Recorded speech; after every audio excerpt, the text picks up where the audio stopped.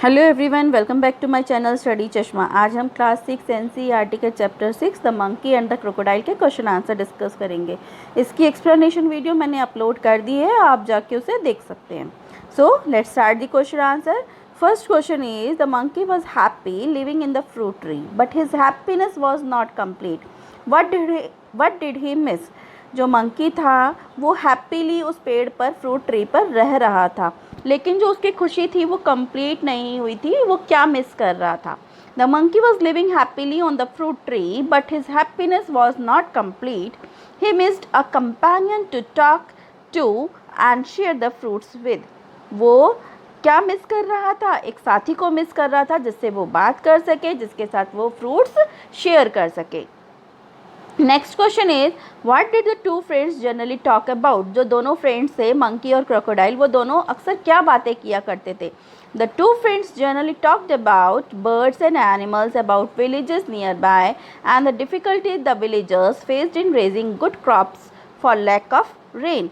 जो दोनों फ्रेंड्स थे वो अक्सर बातें किया करते थे पक्षियों की, एनिमल्स की, जो उनके पास आसपास के गांव थे उनके बारे में, जो गांव वाले परेशानियां फेस कर रहे थे फसलें उगाने में, मतलब बारिश की कमी के कारण जो फसलें उगाने में उन्हें जो दिक्कतें आ रही थी उसके बारे में वो बातें किया करते थे।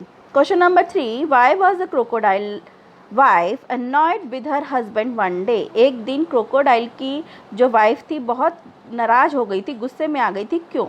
The crocodile's wife was annoyed with her husband one day because the crocodile had stayed with the monkey longer than usual. She had been waiting and waiting, managing the little crocodiles that had just been hatched. जो crocodile की wife थी वो एक दिन गुस्सा हो गई थी बहुत अपने हस्बैंड से, क्योंकि जो क्रोकोडाइल था वो मंकी के साथ जितना और दिनों मतलब रहता था ना, जितना देर तक रहता था उससे ज़्यादा देर उसे हो गई थी।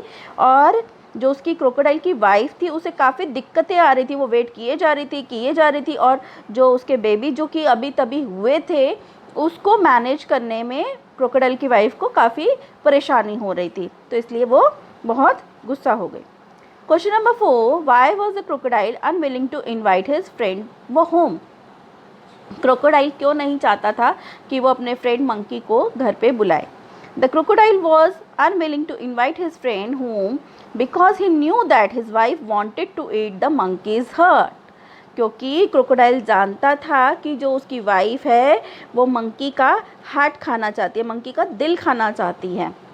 Question number 5, what did the crocodile tell the monkey midstream? Crocodile ने नदी के बीचों बीच पहुंचकर उस मंकी से क्या कहा? Answer is the crocodile told the monkey midstream that he had to go underwater as he wanted to kill him, for his wife could not survive without eating his heart. Crocodile ने mid stream में जाकर ये कहा कि अब crocodile को पानी के अंदर जाना पड़ेगा क्योंकि वो उसे मारना चाहता है कि और उसका मारकर उसका जो दिल है वो अपनी वाइफ के लिए ले जाना चाहता है, क्योंकि उसकी वाइफ उसका दिल, मंकी का दिल खाना चाहती है। Question number 6, how did the monkey save himself? Monkey ने अपने आप को कैसे बचाया? The monkey saved himself by keeping a cool head and telling the crocodile that he had left his heart on the tree. The foolish crocodile took the monkey back to the river bank, and on reaching there, the monkey climbed up to the safety of the tree. जब monkey है उसने आपको कैसे बचाया? उसने अपने दिमाग को शांत रखा और क्रोकोडाइल को बोला कि वो जो दिल है उसका, मंकी का जो दिल है, अपना दिल वो उस पेड़ पर ही भूल गया है। जो बेवकूफ़ क्रोकोडाइल था वो फटाफट उस मंकी को वापस उसी नदी के किनारे उसी पेड़ पर ले गया, और जैसे ही बंदर वहाँ पहुँचा वो फटाफट उस उच्च पेड़ पे, ऊंचाई पे जहाँ तक मगरमच्छ नहीं पहुँच सकता था वहाँ तक वो चढ़ गया ताकि मगरमच्छ उस तक ना पहुँचाए, और इस तरीके से उसने अपने आप को सेव किया। Question number 7, what does the last sentence of the story? जो स्टोरी का जो लास्ट सेंटेंस है वो क्या बताता है?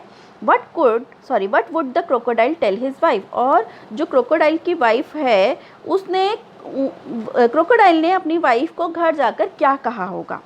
The last sentence of the story suggest that the crocodile had realised his mistake. The crocodile would tell his wife how foolish he had been in listening to her and thus losing a good friend and a supply of good fruits. उसने last sentence जो है story का वो ये suggest करता है, बताता है कि क्रोकोडाइल को अपनी गलती का एहसास हो गया। उसने क्रोकोडाइल ने घर जाकर अपनी वाइफ से कहा होगा कि वो कितना बेवकूफ़ था कि उसने अपनी वाइफ की बातें सुनी और उन बातों के कारण, उस गलती के कारण उसने अपने एक अच्छे दोस्त को खो दिया और साथ में ही उन फ्रूट्स को खो दिया जो रोज़ उसे मिलते थे, उसकी वाइफ को भी खाने को मिलते थे, घर ले जाता था। तो इस तरीके से उसने अपना एक बहुत अच्छा दोस्त गंवा दिया। सो ये लास्ट क्वेश्चन है इस चैप्टर का। नेक्स्ट वीडियो में नई लेसन के साथ मिलेंगे। Stay tune for more videos. Till then bye bye.